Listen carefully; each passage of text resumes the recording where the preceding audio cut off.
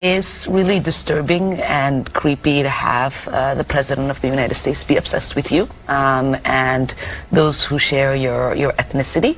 I know that he is deflecting from the failures of his presidency. He rather scapegoat us than answer for why people can't afford their lives, why he has not fulfilled his promise of creating a more affordable America. He doesn't want to answer for the possible war crimes of shooting down those boats in the Caribbean. He does not want any conversations about releasing the Epstein files. He wants to continue to protect pedophiles. And he certainly doesn't want to answer for why soybean farmers are struggling here under the weight of not just tariffs, but the fact that he bailed out Argentina to the tune of $40 billion. And so what does he do when he doesn't want to really answer the questions about the failures of his administration?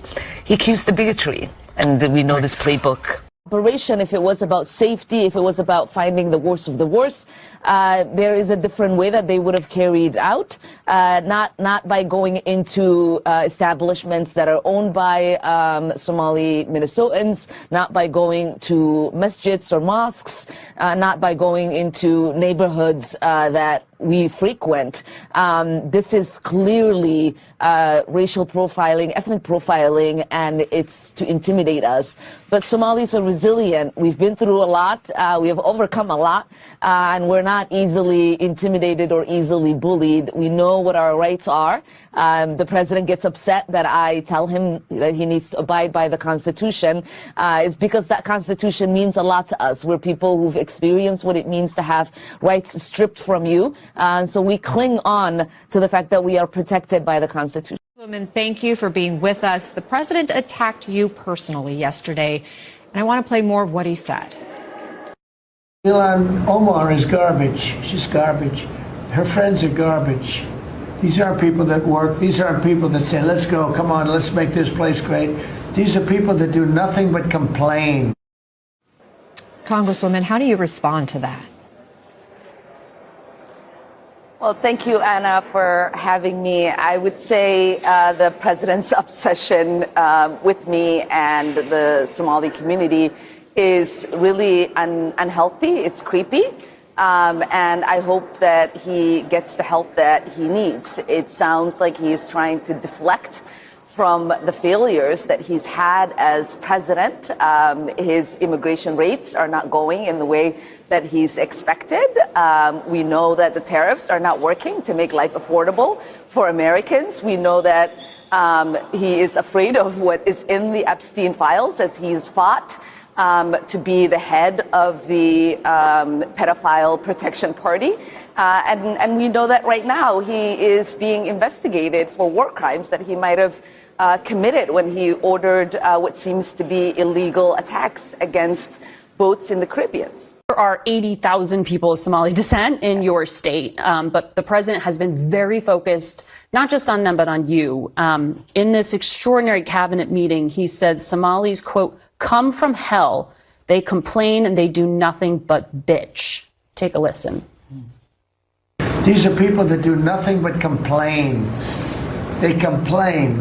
And from where they came from, they got nothing. We don't want them in our country. Let them go back to where they came from and fix it. Thank you very much. That knocking is vehement agreement from his cabinet members there. I just wonder what the reaction is in your district to have that from the highest office in the land. It's disgusting. It's completely disgusting. These are Americans that he is calling garbage. And we feel like there is an unhealthy obsession that he has on the Somali community and an unhealthy and creepy obsession that he has with me. I think it is also really important for us to remember that this kind of hateful rhetoric and this level of dehumanizing can lead to dangerous actions by people who listen to the president. And 95% of the Somalis in your state are U.S. citizens. Yes. Just for clarity there.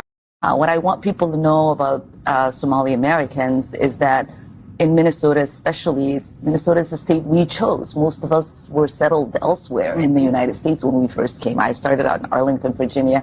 My family chose to move to Minnesota to have our lives there, to have our children there for me and my siblings.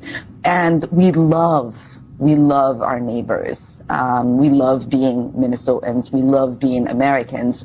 And lastly, I mean, Minnesota is the kind of place that doesn't just welcome refugees, it sends one to Congress. And so they are incredible people who are very generous with their time and resources in making sure that you are a welcomed neighbor. Mr.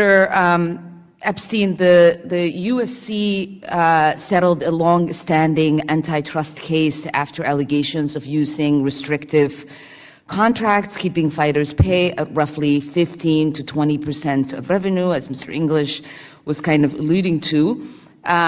What minimum share of event revenues can you commit today that boxers could receive under SUFA Boxing League? Yeah, first let me just address, sort of the lawsuit, which is part of your question. We did settle the lawsuit. It was 10 years of litigation. We made a business decision to settle it. But I want to be clear, there was no finding of any liability or anything along those lines. As far as committing to any percentage today, obviously can't do that. We're starting a new business. If this legislation is passed, we're going to be starting a new business, and it's going to be a startup. Okay, well then let me ask you this: UFC is being sued again, not only with more claims of wage suppression, but also new allegations of discovery violation. Even though you just said there was no discovery, possibly withholding a substantial amount of evidence that was crucial to the UFC's bid for force their antitrust claims into arbitration. With all these lawsuits, I'm having a hard time seeing why any of the fighters would ever be able to trust that they will be paid fairly in the system.